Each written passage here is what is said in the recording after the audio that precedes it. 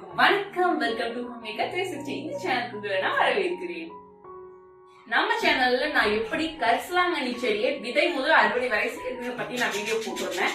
So அப்படி நம்ம ready பண்ண அந்த கரிசலாங்கண்ணியை வச்சு நம்ம என்ன பண்ணலாம் அப்படிங்கறத பத்தி அந்த வீடியோல பார்க்க போறோம். நிறைய பேர் கேட்டிருந்தீங்க அதை வச்சு எப்படி ஆயில் ரெடி பண்றதுன்னு சொல்லிட்டு. சோ அந்த கரிசலாங்கண்ணியை வச்சு நம்ம இன்னைக்கு ஆயில் ரெடி பண்ண போறோம். வாங்க வீடியோக்குள்ள போகலாம். ஸோ இயற்கையாகவே கிடைக்கக்கூடிய பொருளை வச்சு தான் நம்ம இப்போ வந்து எண்ணெய் தயாரிக்க போகிறோம். ஃபஸ்ட்டு வந்து பார்த்தீங்கன்னா கரிசலாங்கண்ணி. ஸோ இந்த கரிசலாங்கண்ணி செடி எப்படி வளர்த்துறது விதை முதல் அறுவடை வரை நான் ஏற்கனவே ஒரு வீடியோ போட்டிருக்கேன், அதையும் நான் டிஸ்கிரிப்ஷனில் கொடுக்குறேன். ஸோ இது வந்து பார்த்தீங்கன்னா வெள்ளை கரிசலாங்கண்ணி. பூ பார்த்தீங்கன்னா வெள்ளை கலரில் இருக்கும், இதுலேயே மஞ்சள் கலர் பூவும் இருக்குது. அது கிடைச்சாலும் நீங்கள் பயன்படுத்தலாம். ஸோ இதை வச்சு தான் நம்ம இப்போ எண்ணெய் தயாரிக்க போகிறோம். ஒரு கட்டை அளவுக்கு நம்ம வந்து கரிசலாங்கண்ணி இந்த செடியை எடுத்துக்க போகிறோம். இதில் பார்த்தீங்கன்னா இதில் இருக்கக்கூடிய தண்டு, இலை, பூ எல்லாமே வந்து நம்ம பயன்படுத்தலாம் எண்ணெய் தயாரிக்கிறதுல. இதுதான் அதில் இருக்கக்கூடிய விதைகள். இது கொஞ்சம் காற்றுல பரவி பரவி நமக்கு அந்த இடத்துல தொடர்ந்து நமக்கு வந்து செடிகள் கிடைச்சிக்கிட்டே இருக்கும். ஸோ இதை நான் வந்து அறுவடை பண்ணிட்டேன்.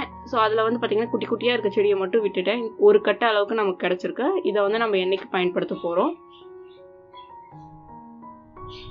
அடுத்து பார்த்தீங்கன்னா செம்பருத்தி பூ.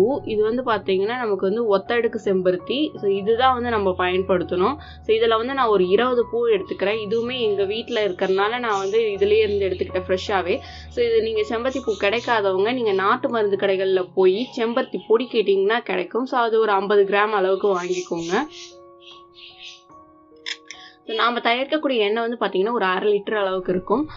ஸோ நான் என்னென்ன பொருட்கள் எடுத்துக்கிறேன்னு சொல்லிடுறேன். ஒரு கட்டை அளவுக்கு நம்ம வந்து கரிசலாங்கண்ணி இலை, ஒரு கைப்பிடி அளவுக்கு கருவேப்பிலை ஃப்ரெஷ்ஷாக எடுத்தது, அடுத்து 2 நெல்லிக்காய், அடுத்து ஒரு 20 செம்பருத்தி பூ இலை. ஸோ இந்த பூக்கள் எல்லாமே வந்து பார்த்தீங்கன்னா ஃப்ரெஷ்ஷாக இருக்குது. அதே மாதிரி பின்னாடி இருக்கிற அந்த பச்சை கலர் காம்பை மட்டும் நம்ம நீக்கிடலாம். அதில் இருக்கக்கூடிய அந்த மகரந்தம் வந்து கண்டிப்பாக நம்ம பயன்படுத்தலாம். அது ரொம்பவே வந்து சத்து நிறைந்தது. ஸோ நம்ம கடைகளில் எல்லாம் வாங்குறோம் இல்லையா எண்ணெய், அந்த பாட்டிலாக விற்கிறாங்க. இதெல்லாமே வந்து ஆர்கானிக் எண்ணெய் அப்படிலாம் சொல்லிட்டு ஸோ அவ்வளோ காசு கொடுத்து கிட்டத்தட்ட அது எல்லாமே 500-600ன்னு விற்கிறாங்க. இது எல்லாமே வீட்லேயே சுலபமாக நம்ம தயாரிச்சிடலாம்.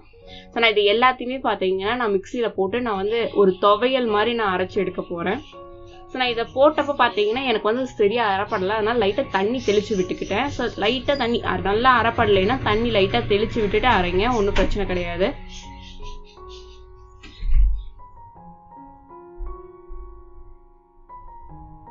ஸோ இப்போ பாருங்க நம்ம அரைச்சாச்சு. இப்போ நம்ம எப்படி அரைச்சிருக்கோன்னு பார்க்கலாம். ஸோ இந்த மாதிரி அரைச்சி எடுத்துக்கோங்க. ஒரு துவையல் மாதிரி இருக்கும், ரொம்பவும் நைஸாக சட்னி மாதிரி இருக்கக்கூடாது. ஸோ இந்த மாதிரி நான் எடுத்து காட்டுறேன் பாருங்க. பார்த்தீங்களா நரன்னு இருக்கணும் கொஞ்சம். இந்த மாதிரி துவையல் மாதிரி எடுத்துக்கோங்க. லைட்டாக தண்ணி விட்டு அரைச்சி எடுத்துக்கோங்க. ஸோ சிலர் என்ன பண்ணுவீங்கன்னு பார்த்தீங்கன்னா இதை பச்சையாக அரைச்சி அப்போவே வந்து எண்ணெயில் போட்டு காய்ச்சுவீங்க. பட் நான் வந்து அப்படி பண்ணலை, நான் கொஞ்சம் வித்தியாசமாக பண்ணியிருக்கேன். ஸோ பாருங்கள் நம்ம அரைச்சி எடுத்து வச்ச அந்த விழுதை எடுத்து நல்ல தட்டில் வந்து ஸ்ப்ரெட் பண்ணி விட்டுக்கு போகிறோம். நல்ல தின்னாக இருக்கிற மாதிரி நல்லா தட்டி விட போகிறேன் நான்.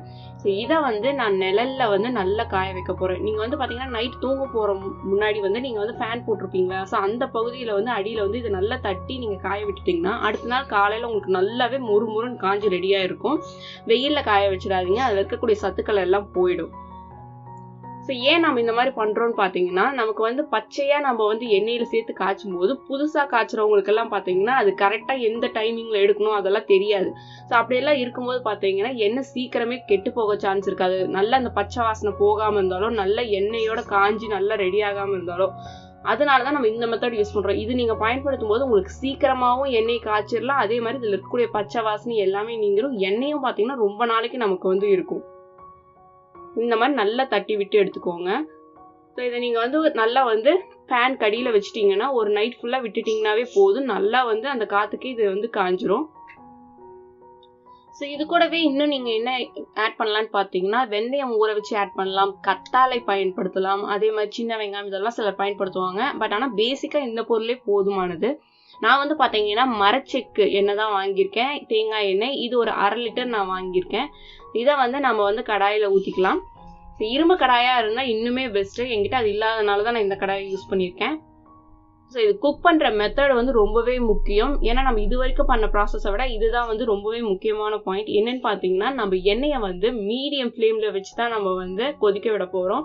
ஸோ ரொம்ப ஹை ஃப்ளேமில் வச்சிட்டிங்கன்னா உங்களுக்கு எண்ணெயும் சீக்கிரம் வந்து ரெடி ஆகாது. அதே மாதிரி அதில் நம்ம பயன்படுத்திருக்க பொருள் எல்லாம் வந்து கருகி போயிடும். பார்த்தீங்கன்னா நல்லா காஞ்சிருக்கு, நல்லா மொறு மொறுன்னு காஞ்சிருக்கு. இது நான் வந்து பாருங்கள் நல்லா வந்து நான் வந்து பொடி பண்ணி விட போகிறேன். ஸோ இது மாதிரி அப்பளம் நுணுக்கிற மாதிரி நல்லா நுணுக்கி விட்டுக்கோங்க. பவுடர் மாதிரி நமக்கு ஆகிடும். நல்லா மொறு மொறுன்னு காஞ்சிருக்கு. இது நல்லா காய வச்சு எடுக்கணும், அது ரொம்பவே முக்கியம். நீங்கள் அதில் கொஞ்சம் ஈரப்பதம் இருக்கிற மாதிரி கூட விட்டுடாதீங்க. நல்லா காஞ்சதுக்கு அப்புறம் தான் நீங்கள் எண்ணெயில் அதை போட்டு பயன்படுத்தணும். ஸோ எண்ணெய் வந்து நமக்கு ஒரு 10 நிமிஷம் நல்லா சூடு ஏறணும். ஸோ அதனால எண்ணெய் தேங்காய் வாசம் நமக்கு வரும். அந்த ஸ்டேஜில் இதை நம்ம வந்து ஆட் பண்ணிடலாம். இந்த அளவுக்கு நம்ம பவுடர் பண்ணியாச்சு. இப்போ வந்து நம்ம இதை எண்ணெயில் ஆட் பண்ண போகிறோம். இப்போ பாருங்கள் நல்லா அரோமா வருது. அதே மாதிரி எண்ணெயும் வந்து லைட்டாக பபுள்ஸ் வருது பார்த்தீங்களா. ஸோ நல்லா கொஞ்சம் ஹீட் ஆகிடுச்சு எண்ணெய். இந்த ஸ்டேஜில் நம்ம வந்து எண்ணெயை வந்து ரொம்பவே மீடியம் ஃப்ளேமில் வச்சு தான் நம்ம குக் பண்ண போகிறோம். கிட்டத்தட்ட ஒரு 20 நிமிஷம் நம்ம குக் பண்ணி எடுக்க போகிறோம். ஒரு 2 நிமிஷத்துக்கு ஒரு தடவை வந்து இது லைட்டாக வந்து நம்ம இலக்கி விட்டுக்கலாம். நிறைய பேர் வந்து என்ன பண்ணுறீங்க, புதுசாலாம் நீங்கள் வந்து இது மாதிரி பண்ணும்போது ஹை ஃப்ளேமில், அதாவது நமக்கு வந்து சீக்கிரம் குக் ஆகும்னு சொல்லிட்டு ஹை ஃப்ளேம்லாம் வைப்பீங்க. அப்போ நமக்கு அந்த புகை வாசனையெல்லாம் வந்துருச்சுன்னா எண்ணெயோட ஃப்ளேவரும் கெட்டு போயிடும். அதே மாதிரி எண்ணெயும் ரொம்ப கருத்து போயிடும். ஸோ அந்த மாதிரிலாம் பண்ணிடாதீங்க. நான் எண்ணெய் காய்ச்சினதுக்கப்புறம் கடைசியில் காட்டுறேன் பாருங்கள் எண்ணெய் நிறத்தில் இருக்குன்னு. நம்ம ஒரு 2 நிமிஷத்துக்கு ஒரு தடவை இதை வந்து லைட்டாக இலக்கி விட்டுக்கலாம். இப்போ நம்ம அது போட்டவொடனே பார்த்தீங்கன்னா நல்லா நுரைச்சிட்டு வருது பார்த்தீங்களா. ஸோ கிட்டத்தட்ட ஒரு 20 நிமிஷம் ஆகும்போது பார்த்தீங்கன்னா அந்த எண்ணெயில் அந்த நுரை எல்லாமே வந்து போயிட்டு பாருங்கள். ஸோ நம்ம யூஸ் பண்ணியிருக்க அந்த இன்க்ரீடியன்ஸ் எல்லாம் மேலே மிதக்க ஆரம்பிச்சிச்சு. இதுதான் வந்து கரெக்டான ஸ்டேஜ். ஸோ இந்த மாதிரி ஒரு 20 நிமிஷம் நீங்கள் குக் பண்ணிங்கன்னா அப்படியே அந்த நுரை எல்லாமே போய் இந்த அளவுக்கு எண்ணெய் தெளிவாயிடும். நமக்கு பாருங்க ஒரு பச்சை கலரில் இருக்குது பார்த்தீங்களா. அதில் நம்ம யூஸ் பண்ணியிருக்க அந்த கருவேப்பிலை, அதே மாதிரி கரிசலாங்கண்ணி, இது எல்லாமே இதோட கலர்ஸ் தான். ஸோ இந்த ஸ்டேஜில் நம்ம வந்து அடுப்பு ஆஃப் பண்ணிடலாம். இதுதான் வந்து ப்ராப்பரான ஸ்டேஜ். ஸோ நான் சொன்னதே தான், நீங்கள் வந்து ஹை ஃப்ளேமில் தயவு செஞ்சு வச்சிடாதீங்க. அப்படி வச்சுட்டிங்கன்னா எண்ணெய் வந்து கருத்து போயிடும். அதில் இருக்கக்கூடிய வாசனையும் போயிடும், அதில் இருக்கக்கூடிய சத்துக்களும் போயிடும். ஸோ நல்லா எண்ணெய் காய்ச்சி ரூம் டெம்பரேச்சரில் விட்டுடுங்க. கிட்டத்தட்ட ஒரு 3 மணி நேரத்துக்கு மேலே நல்லா ஆறட்டும். அதுக்கப்புறம் இந்த மாதிரி ஒரு வடிகட்டியோ அல்லது ஒரு காட்டன் கிளாத்தோ வச்சு நல்லா வடிகட்டி எடுத்துருங்க. ஸோ அதில் நம்ம யூஸ் பண்ணியிருக்க அதில் இருக்கக்கூடிய எல்லா அந்த பொருட்களுடைய சத்துக்களும் அந்த எண்ணெயில் இறங்கிடும். ஸோ மீதி இருக்கக்கூடிய அந்த டஸ்ட் எல்லாமே வந்து நம்ம வந்து தனியாக வந்துடும்.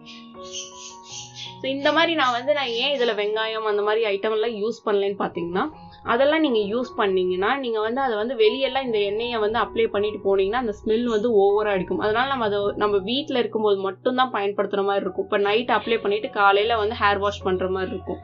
பாருங்கள், நான் வந்து அந்த எண்ணெயை வந்து வடிகட்டி இந்த மாதிரி மறுபடியும் அதே பாட்டிலில் ஊற்றி வச்சிட்டேன். ஸோ நான் பயன்படுத்தியிருக்க பொருளை மட்டும் பயன்படுத்தினீங்கன்னா தாராளமாக நீங்கள் வெளியே போகும்போது இந்த எண்ணெயை அப்ளை பண்ணிட்டு போகலாம், ஒரு ப்ராப்ளமும் கிடையாது. அதே மாதிரி நமக்கு வந்து இருக்கக்கூடிய ஹேர் ஃபால் ப்ராப்ளம் ஆகட்டும், அதே மாதிரி இளம் நரை, இந்த மாதிரி பிரச்சனை எல்லாத்தையுமே போக்கிடுது. நல்ல ஹேர் வந்து அடர்த்தி ஆகுது, அது ரொம்பவே முக்கியமான பாயிண்ட்டு. ஸோ நீங்கள் அந்த மாதிரி எல்லாமே வந்து இது யூஸ் ஆகும். ஸோ நாங்கள் எல்லாருமே எங்கள் வீட்டில் எல்லாருமே இதான் ட்ரை பண்ணிகிட்ருக்கோம். என் குழந்தைக்கும் நான் இதை தான் அப்ளை பண்ணுறேன். ரொம்பவே நல்லா இருக்குது. நீங்கள் கண்டிப்பாக ட்ரை பண்ணி பாருங்கள், உங்களுக்கும் ரொம்பவே யூஸ்ஃபுல்லாக இருக்கும். Thank you, have a nice day. இந்த வீடியோ உங்களுக்கு பிடிச்சிருந்தா கீழே இருக்க சப்ஸ்கிரைப் பட்டனை ப்ரெஸ் பண்ணுங்கள், பக்கத்தில் இருக்க பெல் ஐக்கானை கிளிக் பண்ணுங்கள். இன்னும் எங்களோட எல்லா வீடியோஸையும் பார்க்க லிங்க் பட்டனை கிளிக் பண்ணி எங்களோட எல்லா வீடியோஸையும் பார்த்து என்ஜாய் பண்ணுங்கள்.